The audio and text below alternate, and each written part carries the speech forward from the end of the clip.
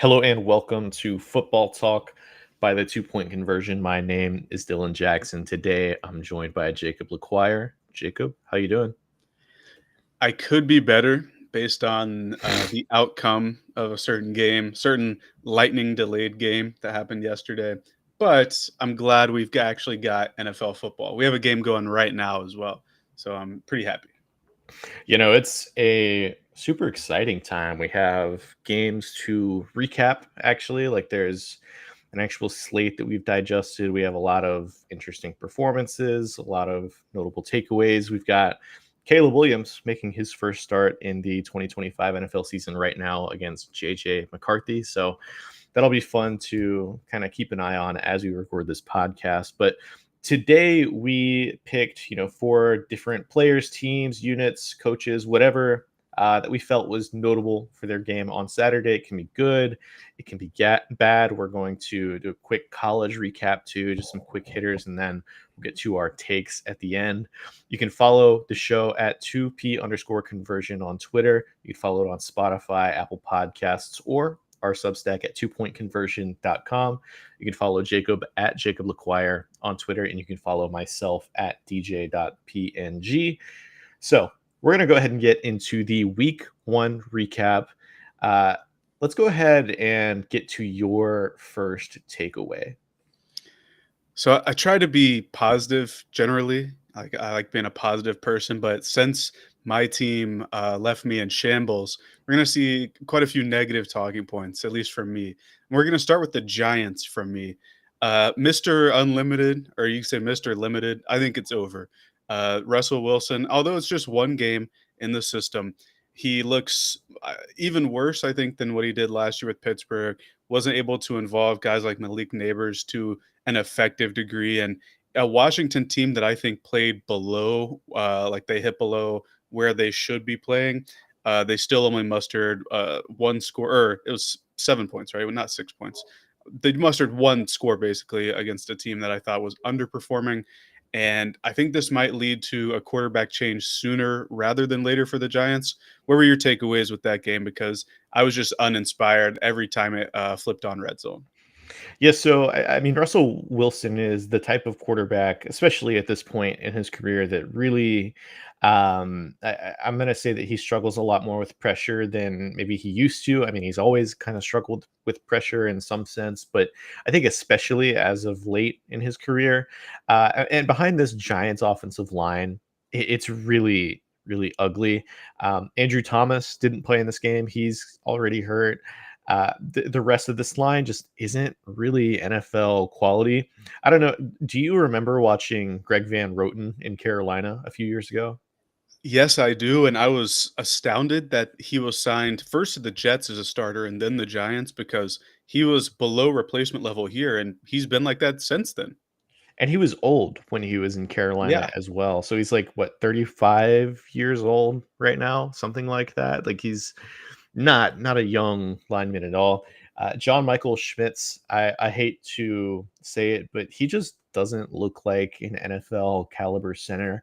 Um, for a lot of different reasons, like I think he really struggles with the mental aspect of playing the center position, and he's just kind of overpowered quite a lot of times, which is really unfortunate to see because I was super high on John Michael Schmitz when he was coming out of the draft. I thought the Giants really got a steal when they took him in the second round, but um, Malik Neighbors, I think you're really going to have to design this Giants offense around getting him the ball, and I just don't think they did that enough, at least compared to last year when they basically gave him 30 targets a game, something crazy like that. Um, I want to say that I think Jackson Dart, and this is kind of my first takeaway, is I guess coincides with yours. I think that he is going to get a start at some point over the next, 4 or 5 games. I honestly thought it might have come in week two. Uh, Brian Dayball was non-committal to Russell Wilson before today, starting in week two. Next 4 games: Dallas, Kansas City, LA Chargers, and the New Orleans Saints. So, um, maybe not like the easiest teams in the world, but if you had gotten him in against Dallas, then you would have had a lot easier of a time than maybe Kansas City or the LA Chargers. So, Maybe he waits till week 5 against the Saints, but yeah, he's somebody that looked pretty good in the preseason. We'll see if it holds up. I think there's going to be a little bit more, um, patience with him, at least on the mental side, just because of his college offense was so different than what he's going to have in the NFL. But um, Dayball is in, I would say Joe Shane as well are strongly approaching like save my job territory. So we'll see when Jackson Dart gets a start, but I think that it'll be relatively soon. Yeah, and on the flip side, the other first round pick, Abdul Carter, he had like a an average game, I guess you could say, up and down. And I like what they were able to do using him and Burns at the same time with Dexter Lawrence in the middle. It was as advertised. I think if they go against a quarterback that isn't as elusive as someone like Jaden Daniels, it might look a lot better in his first start. But I like what we're able to see there. It's just the offense isn't going to be able to play complementary football if Russell Wilson can't elevate his game or if they don't make that quarterback change. Yeah, no, I agree. I think that it's I mean, I struggle having optimism for this Giants offense this year, especially with I didn't really think the Commanders defense was all that good No. going into this year. Like they were, I think, definitively bad last year, and they got a year older. They didn't really add too much. They focused a lot of their offseason attention into making their offense an elite unit. Um, so I really struggle with seeing this Giants team and kind of finding a way to rationalize them making any sort of, I guess, surprise wins. Yeah, that's kind of where I am at. Like maybe Dart could show something because over the last couple years we've gotten rookie QB performances that elevate the team beyond what we think of them. Like we didn't think the Texans were going to be a very good team before CJ Stroud came in and Yeah. revolutionized them. Washington was the second overall pick. So was Houston. They both had the second overall pick. And with Jaden Daniels, they make the NFC Championship. So maybe Dart can elevate them if and when he takes snaps because we're going to see him sooner rather than later if Russ Yeah. continues to play like this. Yeah, and he's gonna be really entertaining when he plays. I think Mhm. is like he is so mobile. You could tell that he's kind of a lightning rod for whatever team he's on. Players gravitate towards him. I think you and I were both pretty hesitant on taking Jackson Dart in the first round. But I mean, for a team that really does need a spark offensively, maybe it's not the worst thing in the world. I still I think that you would maybe want some extra time in the cooker for Jackson Dart, but I think it would actually maybe make this Giants team a little bit more watchable. Absolutely. And you're going to be able to do more things too than you would even with Jameis Winston once Dart gets on the field because the Yeah. athletic ability.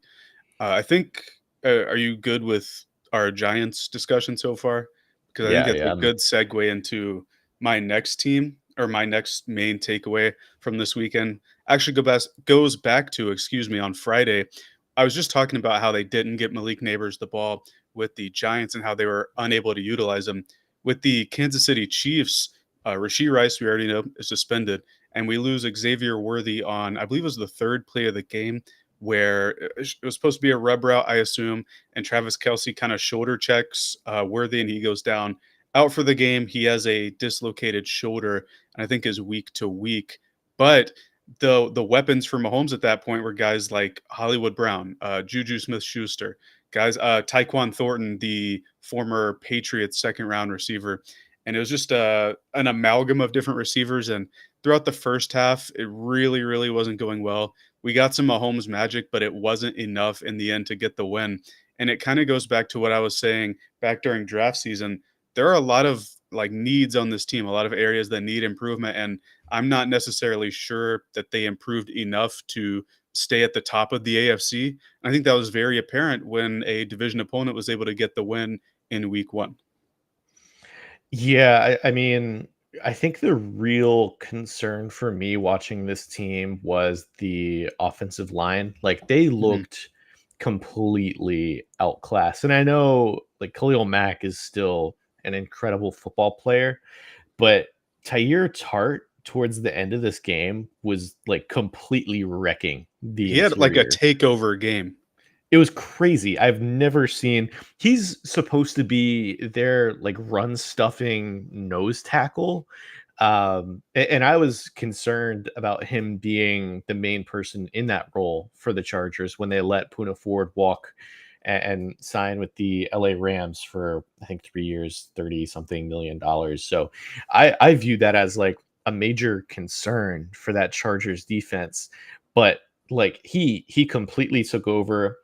He looked completely dominant over, I would say, like the left guard center combination between Creed Humphrey and who was starting for left guard. Do you remember? It was Kingsley, the Okay, second round pick from 2 years ago. I thought he was gotcha. probably the worst guy on the line. The Yeah, that rookie was Simmons, I thought, was pretty okay, I'll say, for a rookie in his first game, but Kingsley was not, didn't inspire confidence. yeah. Simmons is essentially what I expected as like a late first round rookie tackle. Had some good moments, had some maybe missteps, but I think he was overall like fine. I think um, Steve Spagnuolo. I the defense looked bad, right? It Yes. was getting completely shredded by Keenan Allen, Quentin Johnston. Um, I think that like run defense was legitimately phenomenal. They were in the backfield consistently. Amari and Hampton, the shiny new running back, who I think everybody at the 2 point conversion is like super high on. The Chiefs were able to shut him down pretty confidently.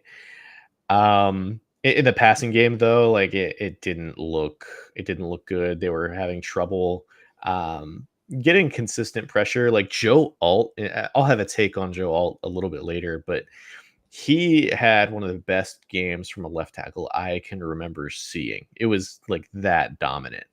Um, I think that I'm concerned about the Chief passing defense, but I think end of day it was a Friday night game in Brazil, unfamiliar place, and it's the opening game of the season.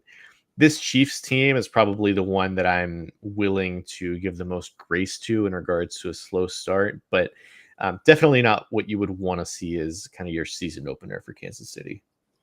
Yeah, I'm willing to give them the benefit of the doubt for sure because they've proven it year over year. But all of the circumstantial stuff like the Brazil travel and all that could also be applied to the Chargers, who I think Yeah. just outclassed them in both on offense and defense. The defense, the pass defense in particular, I think is the most worrying part of the Chiefs' performance for sure, because at least you're going to get Worthy and Rice back at some point, and Mahomes really stepped up. Like we were seeing like 2022 vintage Mahomes, but it just wasn't enough. Hopefully, when they get everyone back, they'll be able to string some wins together because he won't have to do everything. Justin Herbert in this game was phenomenal. Hmm. He wasn't the if quarterback in this game. He was like a truly special top five NFL quarterback in this game. Like he was making a ton of elite throws, a ton of off platform throws. He was doing everything and was the reason why the Chargers won this game. He elevated receivers pretty consistently in this game. Um, made allowed Keenan Allen to score a touchdown somehow, some way in the big 2025. But I just wanted to praise him before we moved on. Yeah, he gave Quentin Johnston two of them. You Two of know, them, yeah. yeah, it might be the is this year three for him, the third year breakout? That would go a long way toward getting this Chargers team like in a deep playoff run. Harbaugh making Quentin Johnston not only a decent receiver last year, but if he's able to turn what was, I would say, one of the worst rookie first round receiver seasons we've ever seen, and turn that guy into like a really nice auxiliary pass catcher, that would be an incredible job by Harbaugh and really the entire offensive staff, Greg Roman included. And it's funny too, like he's familiar with John, like he knows how Johnston's used best back to the TCU Michigan game. in that, yeah, Johnston's final college season. So if anybody can do it, it would be Harbaugh and his staff. Yeah, for sure. Let's move on to the next topic that we had. I wanted to talk about this Steelers and Jets game. Aaron Rodgers is like he was really good. I think he had made some like off-platform types of throws off of his Achilles heel that he had hurt 2 seasons ago, almost to the date. But he looked good. DK Metcalf looked really sick in this Arthur Smith offense. He was schemed open very well, created a lot of yards after the catch because of it. John Smith had like a jet sweep touchdown. That was fun. He's going to follow Arthur Smith like everywhere, I think. And on the flip side of this, like Justin Fields had maybe the best game of his career. He looked like a really good passer. He was stepping up into the pocket, which I'm not sure I've seen. He was taking care of the ball, which I'm not sure that I've seen from him. He was creating plays with his legs. Like he looked really, really good, shockingly good. And from a guy that I thought we knew what he was and thought we knew what we were getting with this Jets team when they signed him, this was an incredibly pleasant surprise. One more quick thing. I think Armand Membu, I think he had the single best week one performance from any rookie in this 2025 NFL draft. He was matched up against TJ Watt for the majority of this game and like completely took him out of it. Um, this was like an elite red zone game because every time it cut to the Steelers and the Jets, you knew it was going to be like a big play, a chunk play, or Justin Fields or Aaron Rodgers doing something very, very fun. So Steelers end up getting the win on like a last second field goal, but I think it was an incredibly impressive and promising performance for not only the Steelers, but I am much more optimistic about what this Jets team looks like following this game. If we didn't get the classic we got for Sunday Night Football last night, this would be game of the week. It was Yeah. back and forth, really good from both sides. As an Aaron Rodgers fan, I think he's the most talented, best QB ever to this point. So I was vindicated with that. And as a Justin Fields fan, as somebody I thought we should have drafted, Carolina should have drafted back in 2021, I thought it might be over, but I'm vindicated on that front as well. He looked incredible. We haven't seen this in Chicago and Pittsburgh last year in the handful of games that he had. He had complete command of the offense. And what was one of the things that you and I talked about that Jets offense being a staple of when they brought Fields to the team? It was being a huge rushing team. And I think Brees Hall had one of his better games just by virtue of having Justin Fields in that backfield, being able to play off of each other. This was like just an incredibly efficient running attack. I feel like every time I saw Brees Hall get the ball, it was an explosive play. He only had like a few carries, but I think he had over 100 yards on those carries. Braylon Allen, I think it was like, I don't know, 6 carries, 8 yards, and a touchdown. I still think he looked good. And obviously, Justin Fields on the ground looked very, very solid as well. So I feel very comfortable with the take that, the Jets are going to have like a top 5-ish running attack in 2025. If anything, I think their defense was a bit of a letdown, Yeah, especially with for the sure. Glenn and Wilkes combination there. But also, I think Rodgers, we were getting like vintage Aaron Rodgers, and like you said, I think Arthur Smith really schemed it up well. DK Metcalf is a natural fit with within Arthur Smith's offense and with Aaron Rodgers as he likes to test downfield. Just really good from both teams. It makes me wonder how good the Steelers can be. Obviously, it's 1 week. We don't know if Rodgers is going to revert to being a normal 42-year-old quarterback next week. But if they get this level of quarterback play, that would be over the course of a full season, I should say. That would be the best quarterback play they've gotten since maybe like 2019, maybe. And if that's enough, that could get them a playoff win, something that they've been searching for quite some time.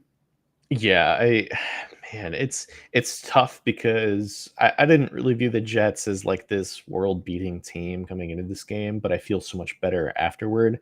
But the Steelers coming in here and winning, it's almost like they should have been taking care of business in a way. So I don't know how much it changes my perspective about them per se, but I do think that the players that they have definitely fit what they're trying to go for with this offense so much more than last year in particular, the year before that, really since they've been churning through Kenny Pickett, Russell Wilson, these types of guys. It's been kind of rough in a way. I'm just laughing because I saw DJ Moore get a Debo Samuel type carry for the Bears, but um, yeah, I think that these Steelers, they look like a playoff team to me.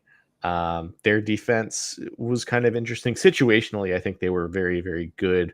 Jalen Ramsey had a really nice, he like knocked the ball out of Garrett Wilson's hand on like the last defensive play of the game, I think for the Pittsburgh Steelers. But yeah, I'm very, very optimistic about really both of these teams for the remainder of the year. So from one AFC North team in Pittsburgh to a game between two of them, that's where my next topic's going to go. The Bengals won an early season game for the first time, and it feels like forever. They started last year 0-3, I believe. Throughout the Zach Taylor era, it's something like 1-9 in the first 2 weeks, and this was a rare win for them. 17-16 win, so not a very impressive win. The second half of that game, the Bengals had 7 total yards, and they were still able to get the win. They looked horrible in the second half. Trey Hendrickson looked a little rusty, but he came on toward the end. He had a couple penalties. He'll probably continue to be quote unquote rusty until he gets back into the swing of things. But they did just enough to get that win, despite Jamar Chase just running like cardio all day. Joe Burrow didn't do a ton either. But I think getting the early win against a division opponent is huge for the Bengals, even if it wasn't the most inspiring win. And I think that if they can build off of this, they have the Jacksonville Jaguars, who pretty good team based off of their week one performance, and then games against Minnesota, Denver, and Detroit. If they can say come out of that 3-2, that looks a lot better for a playoff push in a year where I think Zach Taylor needs to make the playoffs in order to keep his job. This was a good start, is what I wanted to say. It wasn't a clean win, but it was a win. Yeah, this Bengals team has been horrible opening the season year in, year out since Zach Taylor has been in charge. I think Shamar Stewart is kind of awesome. He was like Mhm. really good in this game, super disruptive. I know this like Browns offensive line isn't like the most incredible in the world, and I know Joe Flacco tends to be a type of player that we'll say he's a little bit more loose in his decision making and his pocket management, everything like that. But the outside of like Shamar Stewart, it was pretty bad considering the opposition defensively. That like this Browns team, just man, they're not good. I struggle to find outside of Miles Garrett blue chip players at any position, really. I guess maybe you could consider Denzel Ward of that tier, but this is a team that I think collectively is viewed as one of the 3 worst teams in the NFL. Um, but yeah, second in the second half, 7 total yards.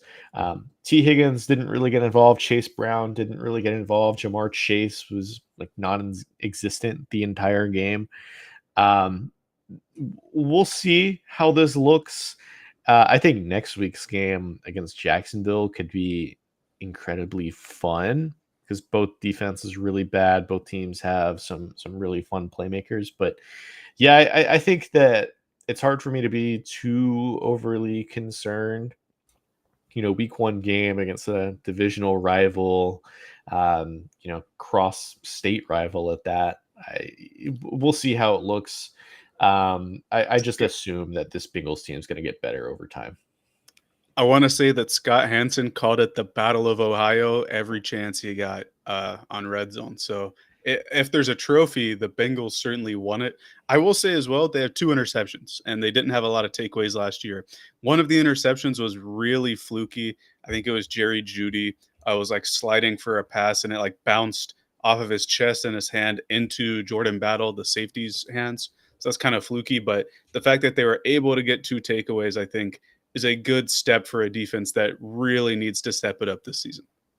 If they're just able to get some turnover luck, that'll really swing things in their favor defensively. Just they've struggled so much in terms of yards and efficiency and just getting stops down to down. So if they can just get a few turnovers, just one a game, or at least lead the turnover margin compared to what their offense does every single game, then I think that will be a winning formula in itself. It's just down to down. Like if they're not going to generate turnovers, they're going to allow 30 something points every single game. Yeah, and if that happens, we're gonna need to see Jamar Chase and Joe Burrow and T. Higgins and everybody step it up. Yeah, no, the only reason I'm really concerned about this Bengals team is that they like lost me in some fantasy games this week. I have too many shares of their players, and maybe that overinvestment was some karma for this. But moving on, I want to talk about the Miami Dolphins. It was really bad, like shockingly bad. And I know that this is a team we talked about as a regression candidate. I know we talked about them having some attrition, having some all-time bad vibes, and that really manifested itself in this game. I think we both still picked the Dolphins to win that game last week, if I'm not mistaken. Just because I think we both thought the Colts were going to be really, really bad. And so for the Colts to do what they did to the Dolphins, for Tua Tagovailoa to look as poor as he did, out of place as he did, that is like just all out like, super concerning for this Miami team. Tyreek Hill didn't look in place. Jalen Waddle got hurt. Devon Achane looked like the best offensive player on the team, which I mean, I know he's good, but like you're paying so many other guys in that offense. The trenches on both sides of the ball were horrendous. It like I cannot overstate just how bad this offensive line was. And this is something that we've been, I guess, trying to warn about is like they've had a lot of injuries, a lot of older players, a lot of contract guys cycle out over the past few years. And I know it's kind of caught up to them previously, but at this point, it's like they've invested just not enough into this offensive line, and you could really tell that they just were incapable of winning the battle of the line of scrimmage. But yeah, it's really bad. The vibes are only going to get worse. Mike McDaniel, I don't know how much longer he's going to make it, but man, it's an ownership group that likes to win. Even if they tried to tank for a few years, they still like to win. I don't think he's been as safe as people have maybe thought the past few off seasons. So, we'll see. But this is about as bad of a start as you could have gotten for the Dolphins. So I did pick the Dolphins, but it wasn't because I thought the Colts were going to be like terrible. I think I've talked up their infrastructure well enough to where they'd be a good enough team to get a wild card spot, maybe if they had really good QB play. I picked the Dolphins because I thought week one, everybody's healthy and Mike McDaniel can make some stuff happen and cook within rhythm. Couldn't do it whatsoever. Tua Tagovailoa, probably his worst game as a pro. Each interception, it looked like from the perspective of showing it on the broadcast, it looked like he was dropping back. He went through his progressions and sought out the DB and threw it straight to him. That's how it looked to me. He had a fumble as well, if I'm not mistaken. Tyreek Hill didn't do anything. Probably the most obvious trade candidate back to the Chiefs.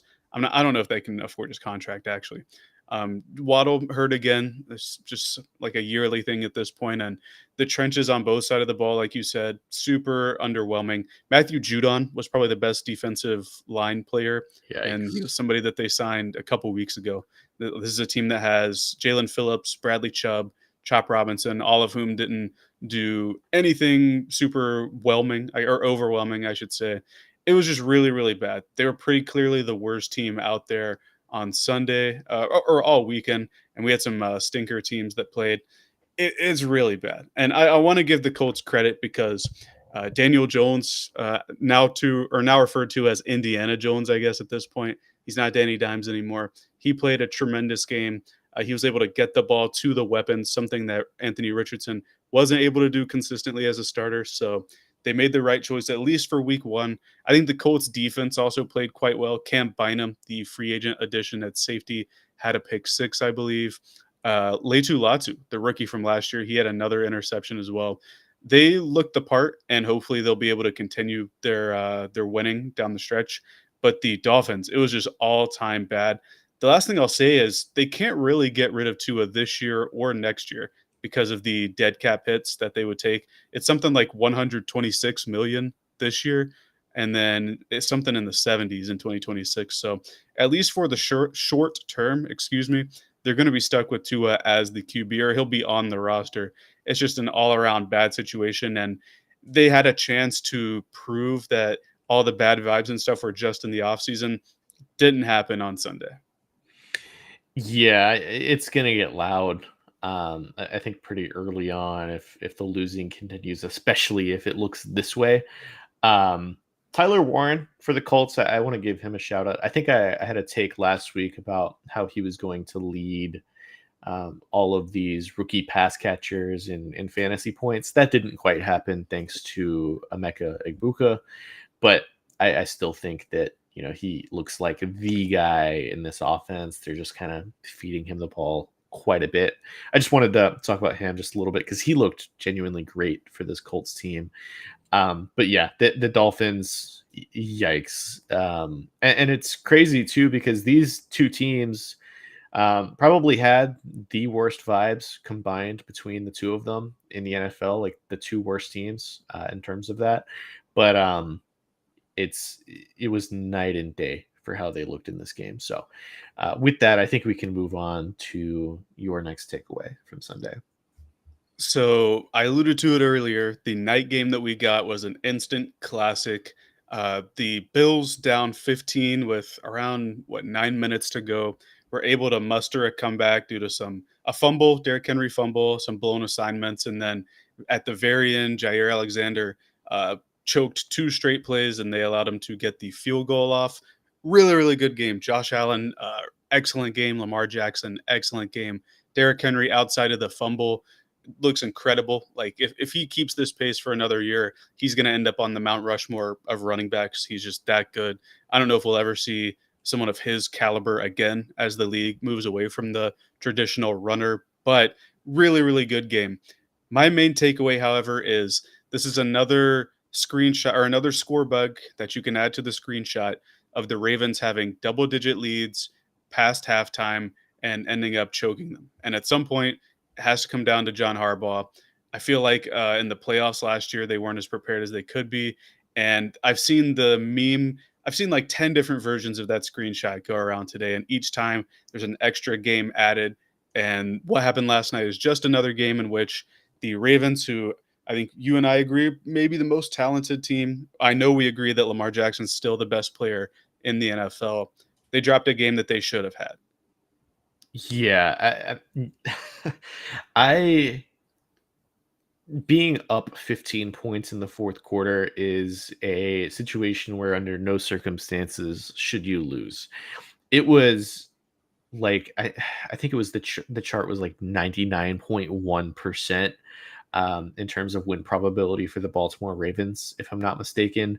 So for them to somehow, some way lose this game, I it's tough. What did you make of the 4th and 3 decision for the Ravens on that final drive? I feel like you should. I'm of the belief that when you have leads, you should always try to extend them. I know that the managing the clock is an important thing, but I think that the best way to prevent a team from getting points back on you is scoring your own points. So the decision to not end up, or at least not convert that 4th and 3. I don't know. I'm never going to agree with stuff like that. Even with stuff like 4th and 5s late in games, I feel like if you're a consistent team scoring, you'd scored 40 points to that point, right? I don't know. Yeah. I'm always going to try to keep scoring because yes, controlling the clock is important, but you know what else is important? Making them have to score 3 scores instead of two. Getting it to 18, even if they get a field goal at the end of the drive, getting it to 18 points instead of 15. I don't know. I'm always team score more points. I think in a shootout like the Ravens and the Bills were in yesterday, it's a situation where it always feels like the team who has the ball last is just going to win. Mhm. So for the Ravens to cede the ball to the Bills in a situation where the Bills have momentum, they have Josh Allen who had, I don't know, like 200 passing yards in the fourth quarter at that point. Crazy. Maybe not crazy, but I'll say like I wouldn't have done it. Um, but like just the amount of absurd plays in this game, like if you took the top 10 plays from any of the games played on Thursday, Friday, or Sunday, um, this game probably takes a majority of the list. Like it was nuts, just some of the like level of plays being made by Lamar Jackson, by Josh Allen, DeAndre Hopkins, shockingly, Derrick Henry. Like at every turn, there was a big name making just some absurd level of play, and if anything, I feel for the rest of the AFC because it must have been just deflating watching these two teams go at it like this, playing such high quality football. Can you imagine scoring 40 points and then it's not electing not to score because you never know if they don't get the fourth down, right? But just giving the other team the opportunity to try to match it. Like I know you can trust your defense, but when the ball is in your hand, you kind of control the game. So I don't know. It's bizarre to me. I understand that people's jobs are on the line, so you can't try to game theory these things as much as people want to because there are real world consequences. But I think for someone as tenured as Harbaugh to kind of continue to do things like this, I don't know. It just sticks out every time I see another one of those games added to the screenshot. I will say, and I this feels like kind of a weird take, but I do still feel better about the Ravens in the regular season this year than I do the Bills this year in the regular season. Like I think more consistently in this game, the talent on the Ravens showed up a little bit more often than the Bills, even if the Bills had like Josh Allen making some just truly absurd plays in the fourth quarter of this game. I still feel like pretty great about the Ravens this year and where they could potentially go.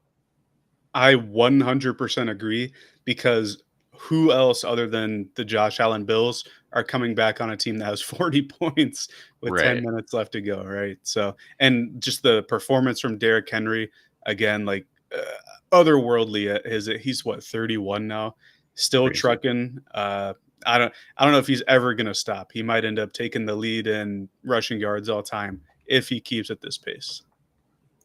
Speaking of a impressive quarterback, I know we just talked about Josh Allen, Lamar Jackson. I, looking past the box score, think that Cam Ward actually looked really good against Denver.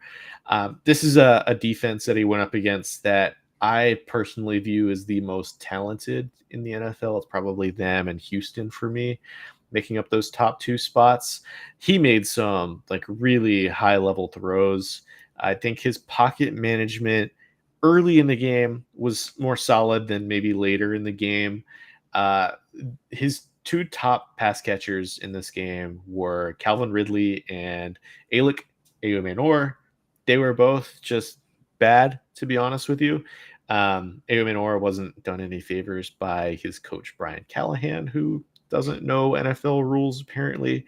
Um, his Cam Ward's dad was visibly frustrated in the stands. It was like kind of comical, actually, how he was physically reacting to some of the drops, some of the let's just call it miscues by the supporting cast on this Titans team. The protection was also like just look. I want to be optimistic about this offensive line because I think it has been so much improved over the past few years, but I still think it has a lot of struggles and a lot of strides to go. JC Latham, he had like a few plays that I think were just unacceptable for year two, from a top 10 pick in an extremely talented draft class. It was really frustrating to watch him, to watch Dan Moore, to watch Brian Callahan. Like there were so many instances where Callahan should have had just extra blockers. There was a sequence towards the Tennessee end zone where they were backed up. They were, it was like 2nd and 7 or so, and it's like they called a screen pass, and then all the receivers thought that they were blockers, so nobody actually dropped for the screen pass itself.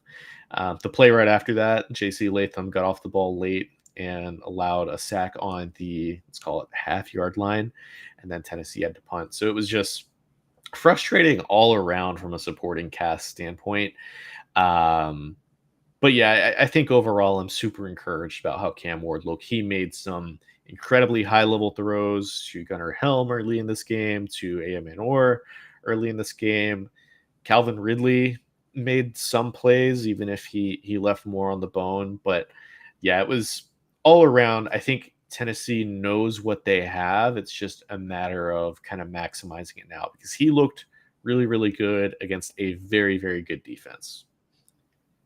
This is probably the team I'd want to play least if I were starting my NFL career, right? To somewhat like to defend the O line just a little bit. That Denver front with the different packages and stunts they bring, really tough to defend. For sure. Yeah. Even so, it was pretty bad performance. It really reminded me of some of the Frank Reich Panthers era stuff with just miscues, just weird play calls. The, the Callahan quote, which you sent me before we were recording, is just all time bad. Not knowing the rules of how a catch is like a completed catch. That's just tough to walk away from or see as a Titans fan. But from Cam Ward's perspective, up and down, right, for his first start, but it could have gone so much worse. And I think that he Yeah. was able to make some stuff happen. He's when there wasn't as much pressure, like in the beginning of the game, he played a bit more free, a bit looser. I thought he was able to make stuff happen. I'm optimistic if I'm a Titans fan as far as Cam Ward goes.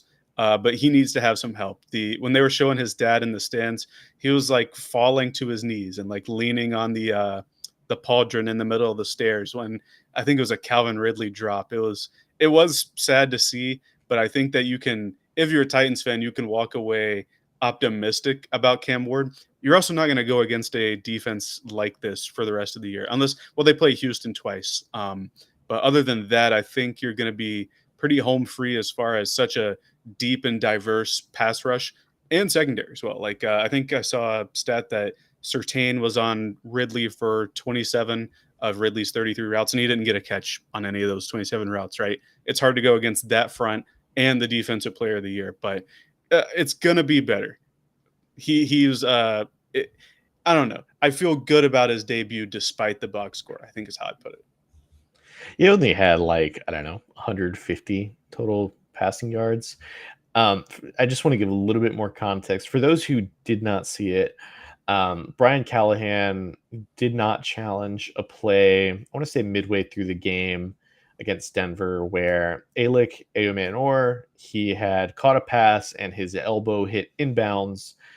Maybe one of his feet hit inbounds. I can't remember the exact clip, but his elbow hit, which is all you need to hit inbounds in order for it to be a catch. Brian Callahan did not challenge it because the play was initially called incomplete. So they asked about it in his press conference, and he basically said that, you know, he also needed a foot in bounds, which is not the rule. The rule states that any part of the body other than the hands, if it touches inbounds, then it can be ruled a catch, so long as, you know, the other rules of a catch have been qualified. So really, really bad look for a second year coach that should probably know the rules regarding catches in the NFL. Like, that's part of the job description. But other than that, like, Cam Ward looked really good. So with that, I think we can get to some college football notes. What do you have in terms of college football, Jacob? So there weren't too many, we'll call it games of the week last week or this past weekend.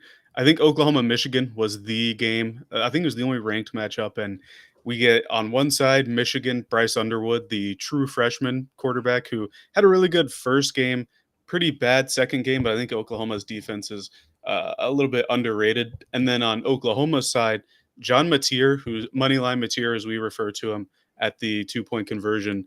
I've been a bit high on him coming into the process, and he showed a lot of kind of grit, will, determination, whatever you want to call that.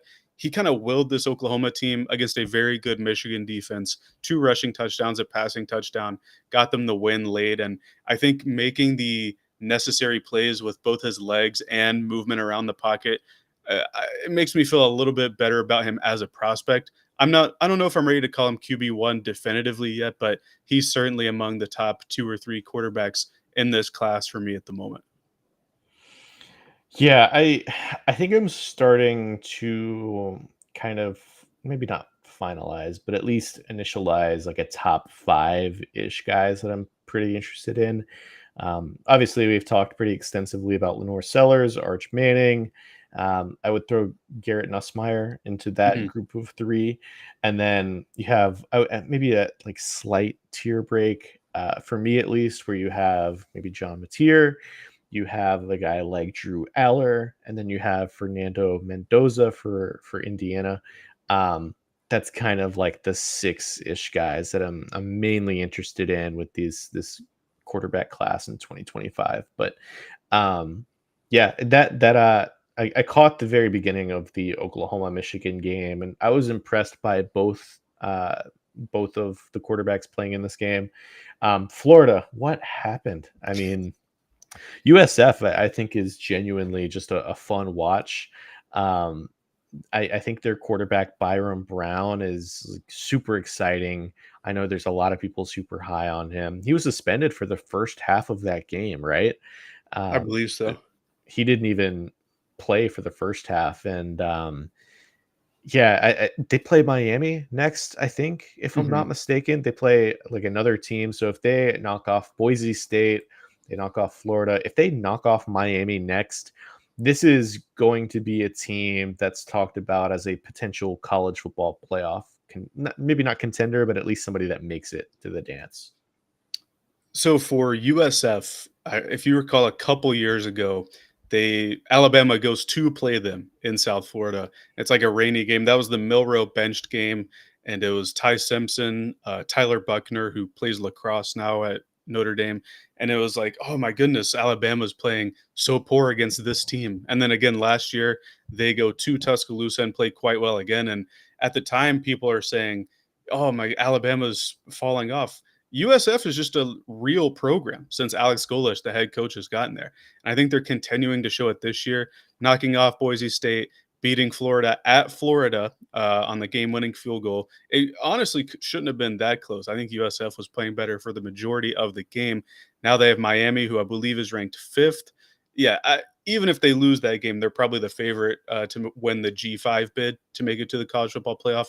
UNLV, I guess, could be the other team after beating UCLA this past week. But USF is a real program, and I think for teams that are looking for a new head coach, like Florida, probably should be looking for a new head coach.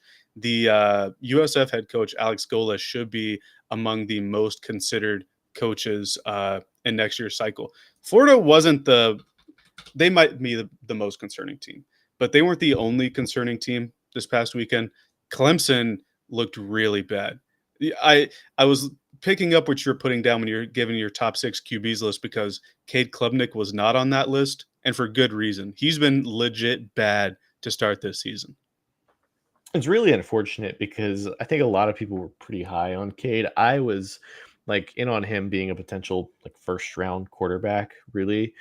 These last 2 games have been like it's made me significantly more skeptical of his game. I still think that he could potentially play his way into being a somewhat high draft pick. There's still traits there, and I think that he could be somebody that maybe he's more of a third, fourth, day 3 type of NFL quarterback. But yeah, I mean, even the defensive prospects against Troy, like you can tell that the effort level from Peter Woods, from TJ Parker, like I have said before that I think Peter Woods is the best player in college football, period. He did not look like it against Troy. It was really bad. There was very little gap integrity. He was kind of just like getting moved around by the Troy left guard. I'm just not going to know the name of that guy, but he was pretty impressive. Um, it was rough. It was rough for Clemson on all fronts, for the draftable prospects, and just for the team as a whole. It was very disappointing. I will say, Brian Westco Jr. is like super legit as a receiver. He was like the one guy on offense he was the only guy that gave a shit the entire first half of this game before Clemson really got it together and turned it on. He's in that group, or in the same class as Jeremiah Smith, Ryan Williams, Cam Coleman from Auburn, all those guys. That's going to be a loaded wide receiver class. But as far as this year's receiver class goes, we kind of talked him up a bit last week. Jordan Tyson and the Arizona State Sun Devils went to Starkville, Mississippi. I know you're probably familiar with the Starkville area, being a what do you call, like, Mississippi, Alabama area kind of guy. And they went in and lost. The Mississippi State, they're the Bulldogs, right? Pulled off their first non-SEC ranked win since, I think they said it was 2001. Just an incredible game. They get Yeah. the game-winning touchdown in the fourth quarter. I can't believe Arizona State lost this game. Mississippi State is, I think, by all accounts, over the past 2 years, they've been considered the worst SEC team. Um, Really, ever since Vanderbilt turned into like a respectable program over the last like 2 years. For Arizona State, a team that I had, they had playoff aspirations. For a team that like literally made the playoffs last year and put up a fight against Texas in that playoff game, for them to come out and lose a game that probably should have been many times in their favor. This is like ultra disappointing. This loss single-handedly destroyed any shot that Arizona State had at making the playoffs. It's that bad. Sam Levitt, up and down. I'm not like super in on him as like an NFL prospect, but he had some good moments, some bad ones, and obviously the very end of this game was cinema, to be honest. But yeah, it's rough. It's just the whiplash in quality going from college football to the NFL is quite funny once week 1 starts. Yeah, and like I said, we didn't have fireworks, I'll say, in this last week. Next week we do get Georgia, Tennessee. I think that's the marquee game. Oh, and UCF, Miami. We can't forget about them at this point. So hopefully that'll be better. But this was really just a week of QB movement downward. I think Arch Manning bounced back. Julian Sayin, the Ohio State quarterback, bounced back, and DJ Lagway from Florida. I know he's not in this draft. I thought he played quite poor as well. So a lot of QB movement early. We'll have to see how it affects their draft stock long term. With that, we're going to get into the takes portion of the podcast. Every week, we're going to give 2 takes, and we'll grade the take based off of how we feel. Let's go ahead and hear your first take, Jacob. I have a feeling I'm gonna get a good grade from you on this one. My first take is Panthers defensive coordinator Ejiro Evero will not make it through the season. As we all know, the Panthers last season gave up the most points in an NFL season all time. I think it was like the second most rushing yard or third most rushing yards, second most total yards last year. They were 32nd every major category, really bad. So, what does Dan Morgan, the general manager, do? He drafts two day two edge rushers. He signs a ton of defensive guys in free agency, guys like Turk Wharton, Bobby Brown III, Pat Jones from the Vikings, Trevon Merrick, the safety from Las Vegas was a big signing. And the hope was that with all the investment on defense, the mistakes of last year wouldn't repeat itself because there were no major staff turnovers other than, I think, one position coach. Despite all that, the Carolina Panthers were worst in the league in pressure rate on Sunday. Trevor Lawrence was the least pressured quarterback. They still can't stop the run. Going back to last year, this is now, I think, 7 straight games where the team that's playing against Carolina rushes for 200 or more yards. Travis Etienne did the bulk of that on Sunday. The scheme doesn't work. They've been running the Evero scheme for this is year 3 now. They're putting Derek Brown at nose tackle, who is best at the 3 tech, the 4-eye, playing off of a nose tackle. They signed a nose tackle in free agency. He played half of the snaps. And the players that Evero favored in this game were some of the older veterans who consistently made poor plays or didn't make plays, whereas the young draft picks like Nick Scorton, like Princely Uman Mielen, and like Lathan Ransom, the safety, barely get any snaps at all. Last thing I'll say is Evero has had 35 games in which he has been the defensive coordinator, and that defense has allowed 120 or more rushing yards in 26 of 35 games. That's what, 70%, just eyeballing that. Absolutely abysmal defense being played. And the excuse last year with no talent can't be there this year because there was such a huge investment. And you get Derek Brown back, who I think played quite well, despite the rest of the team around him not playing well. So I can't see Ejiro Vera making it through the season. Derek Brown, all pro level talent. JC Horn had just a crazy interception in this game too. I want to talk a little bit about like just the young talent on this team that Ezra Evero just did not play. His usage of Nick Scorton and Princely Uman Mielen was just so weird. To start the game, Uman Mielen was like immediately in the game. He played 8 total snaps. None of those snaps came in the second half, so it was like for whatever reason, Uman Mielen just did not see the field after initially like getting a ton of run in this game. Uh, Second round pick Nick Scorton didn't see the field until like 20 minutes left in the game, which was really odd. 18 total snaps for him. He played more than Uman Mielen, but still, like, just he didn't get on the field until this game was basically out of reach for Carolina. And Uman Mielen, I don't know if I mentioned it, only 8 snaps for him. So weird, just really, really weird.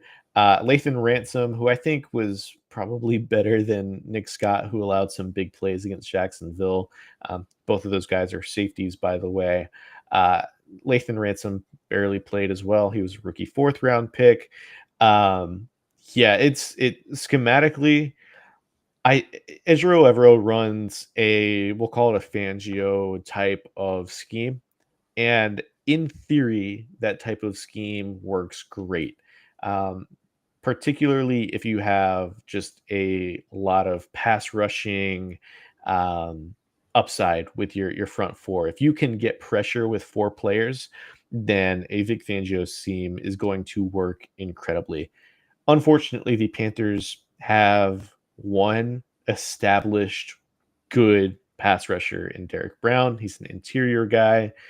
They just don't have the depth up front to run something like this as much as Ejiro Evero would like to believe. There's too many like 3-man pressure fronts where they basically just accept the fact that they're not going to get home rather than trying to simulate pressures to um, throw confusing looks at the quarterback. It's just from all different angles, it's rough. Like if you're going to be this bad defensively, at least throw the young guys in to see if they can do anything about it, rather than having just these old, aging veterans who, frankly, aren't even replacement level players in there, anyways. And to that point, today, head coach Dave Canales in his presser, I think, was asked by David Newton of ESPN about playing some of the younger guys on defense. And the quote was that he is pushing the defensive staff to get the young guys more playing time. After week one, something like him saying something like that, kind of a red flag or an alarm bell that he's not really vibing with the defensive scheme or staff, at least despite the entirety of the defensive, not the entirety, I believe the outside backers coach was replaced, but the majority of the defensive staff being retained after, again, the NFL's worst defense in NFL history. So I don't think he makes it through the season. That is my take. I'm gonna grade it a B, just because I'm not sure if he'll get fired in season.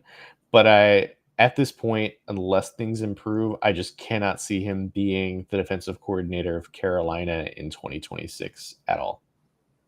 Fair enough. I think I'm more of the opinion that it's going to happen during the season. If we get two more 200-yard rushing performances, I think it's pretty much nail in the coffin. And the Carolina Panthers go to Arizona this week, so a Oh, cross country trip. And we talked about how Justin Fields are very good, pun intended. Fields a very good rushing attack. Kyler Murray and James Conner are probably the most efficient rushing attack outside of Lamar Jackson and Derrick Henry. And Trey Benson yeah. looked pretty good on Sunday. People don't think of that Cardinals offense as being an elite running attack, but they are every bit of it. James Conner has been one of the most efficient running backs in the NFL over the past, I don't know, like 4 years, ever since he got to Arizona.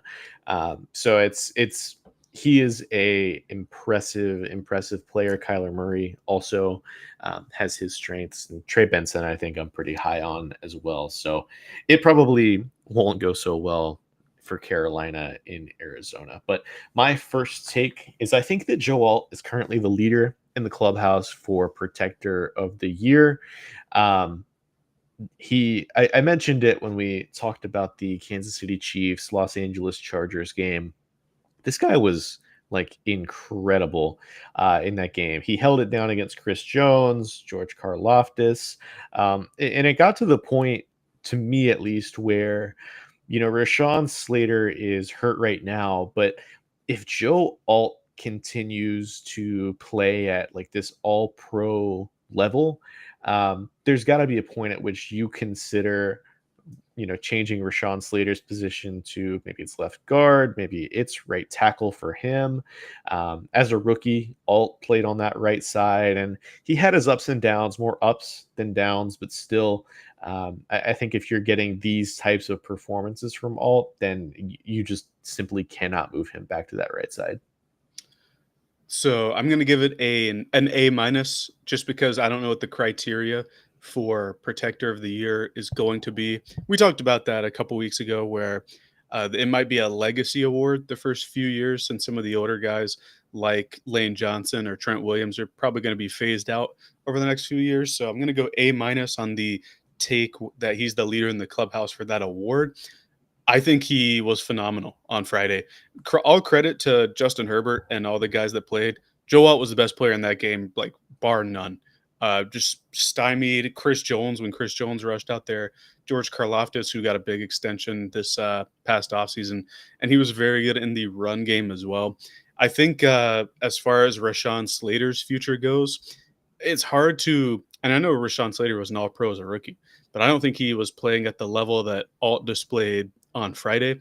And if he comes back and you want to decide to move him to guard or something, or to right tackle, I think it's probably for the benefit of the team.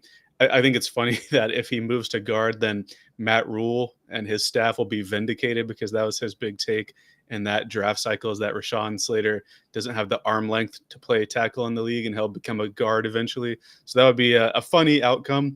But Joe Alt is just incredible. And if he keeps playing at this level, then it might not matter who the legacy award people are. He's just going to deserve that Protector of the Year award.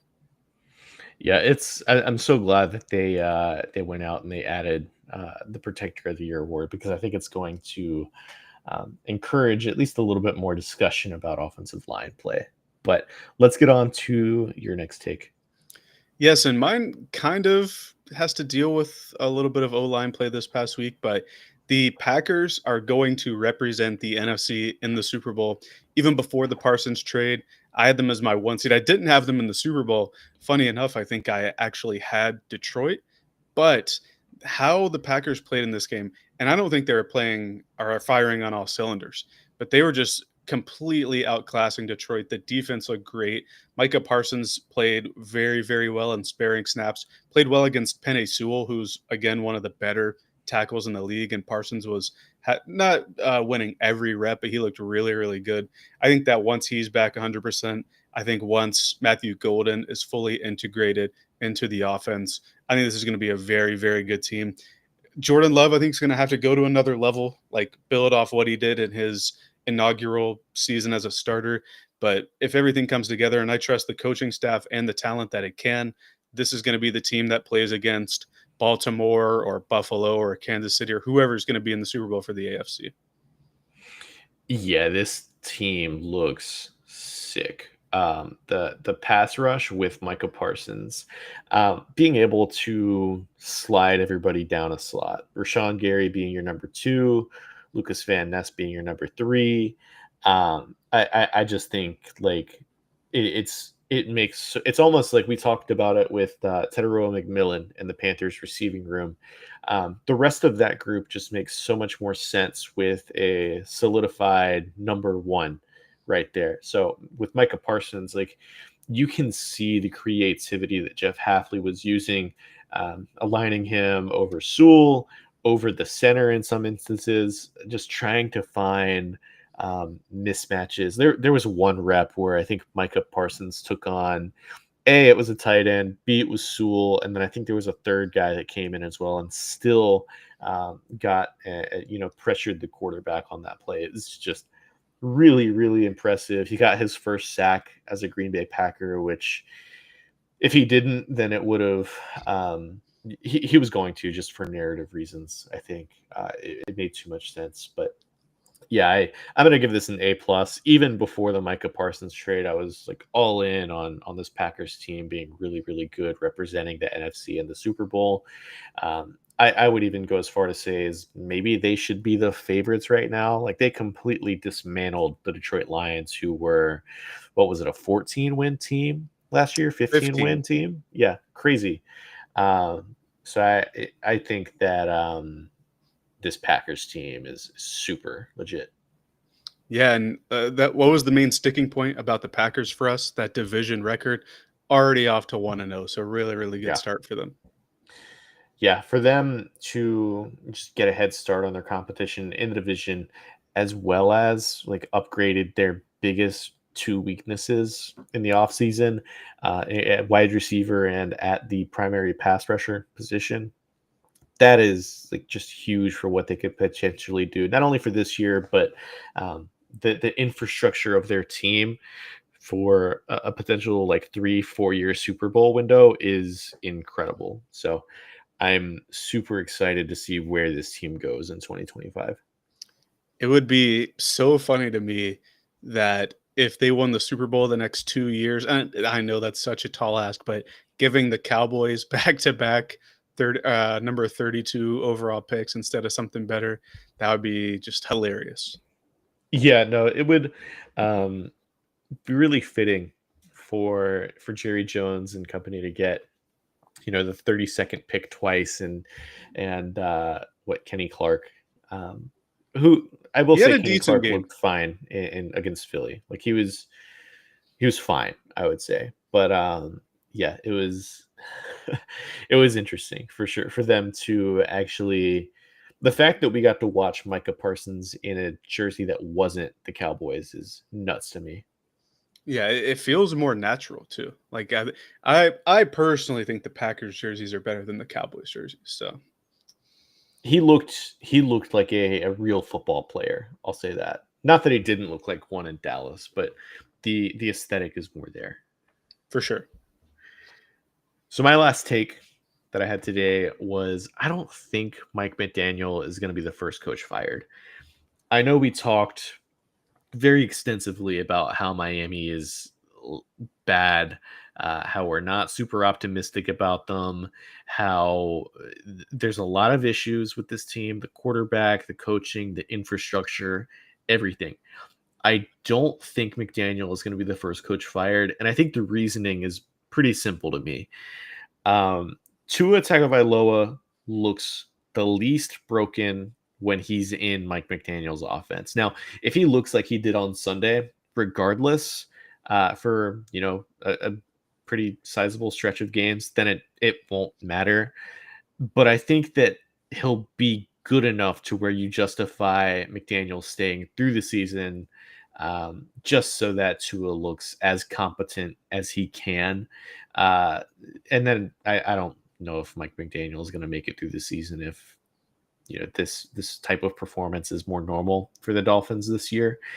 Then he'll probably get Robert Solid back to Shanahan's staff in San Francisco at some point. But yeah, they might be like the worst team in the league just from a uh, infrastructure standpoint.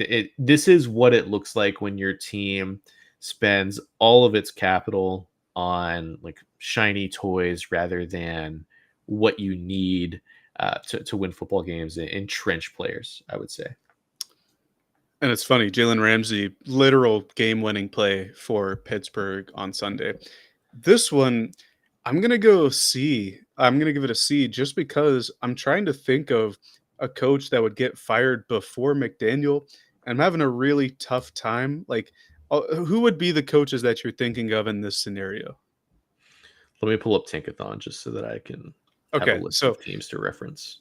the ones in my mind are Dable and Stefanski as the two natural candidates there. Maybe Canales if the Panthers don't turn it up a little bit.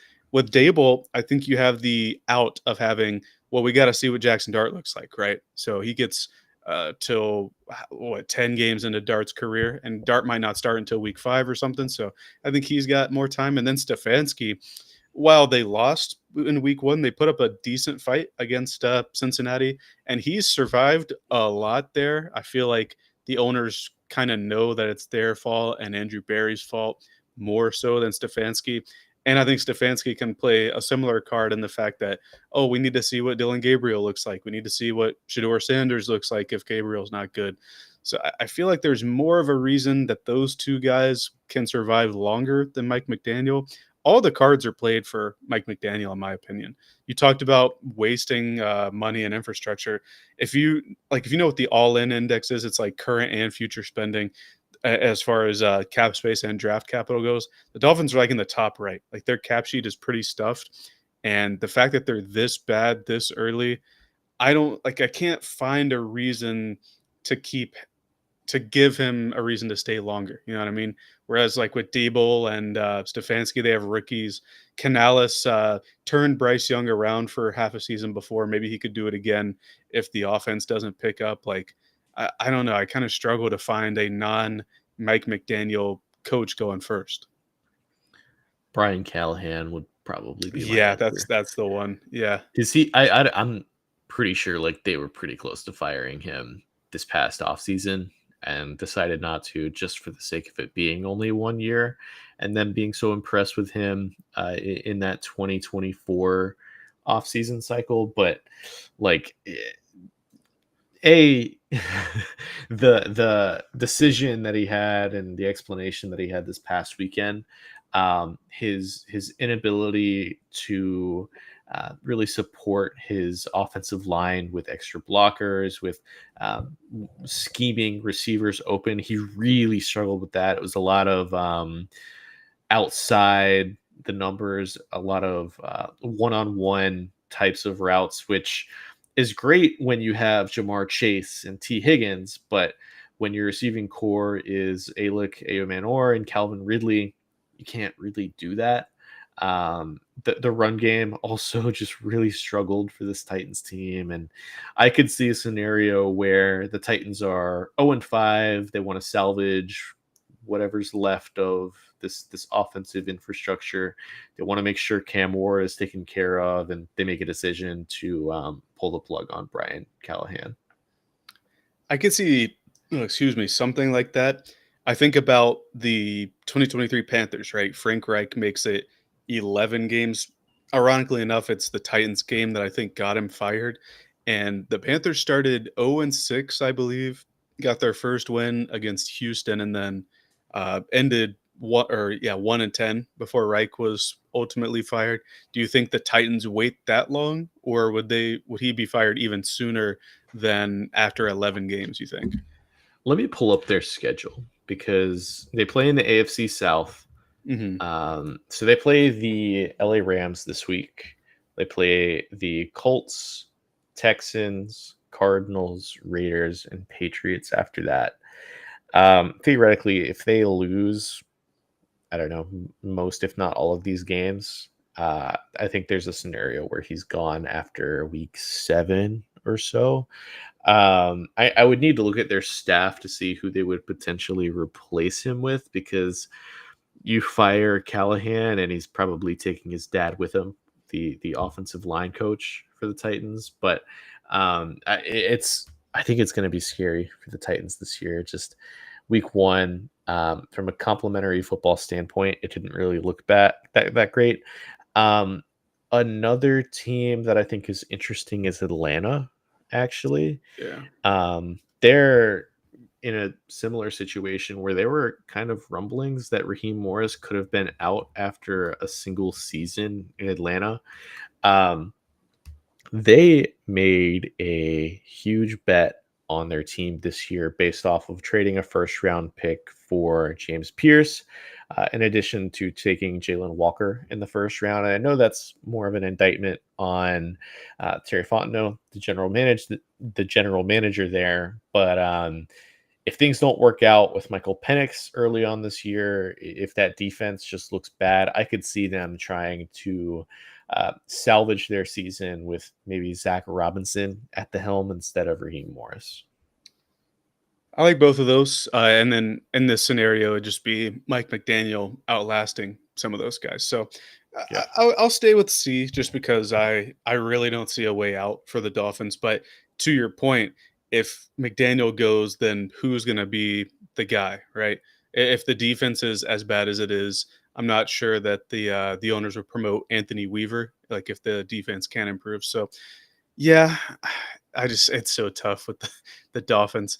I think we both agree that by this time next year, Mike McDaniel's probably not the head coach unless they make the No, playoffs. Yeah, no. The gimmick offense was fun for 2 years, and then it's just it's it's hard to build a winning football team when your style is so different than any of the players that you're going to be bringing into the building. for sure. Uh, I think that wraps up. It's perfect timing because Monday Night Football is at halftime too. Do you 10 to have 6, any banger game so far. Do you have any takeaways from the first half of Monday Night Football before we get out of here? Um, JJ or not JJ, Justin Jefferson was right. We need to pump the brakes a little bit on JJ McCarthy. It is his first start, so it's natural to have some mistakes, but he looks a little rattled. Caleb Williams looks better outside of like he's not taking 9-second sacks. He's finding a way to get to the sideline or throw it away. So I think that area of Ben Johnson coming in is a huge improvement. But he also isn't testing a lot downfield, I don't think. So we'll have to see. But early returns, I think the Bears are getting what they thought they were getting with Ben Johnson. Yeah, I that opening drive that the Bears had was like just really nice. It was obviously the scripted drive that Ben Johnson had, but everything flowed very well. It looked like a very easy touchdown. Ramadunze looked good. Olamide Zaccheaus looks like what people thought DJ Moore was going to be in this Yeah. offense. Like I feel like every time I looked at the screen with the game on, he was catching a pass for some reason. But it's interesting. I think that the Bears very clearly have been much more impressive than the Vikings. JJ McCarthy's only thrown 8 passes so far. Mhm.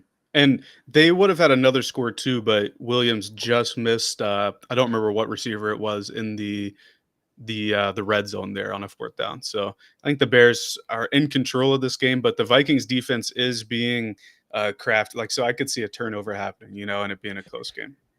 Yeah, McCarthy looks, at least from what I've seen, and again, we've been podcasting, so I haven't been able to pay too much attention to him. But from what I've seen, he kind of looks out of his depth just a little bit. I know it's early. He's only played one half, but he's been sacked like quite a bit from what I've seen. Kind of struggling to get the ball out just a little bit. We'll see if he can maybe pick it up in the second half, but that entire first half was basically just the Bears offense. Like I'd be interested to see the time of possession statistics for it. But with that, I think we're gonna get out of here. We will be back this week to preview week 2. Actually, it's nice to have a full NFL schedule. Football most days of the week now, if you watch college and pro. But we're gonna get out of here.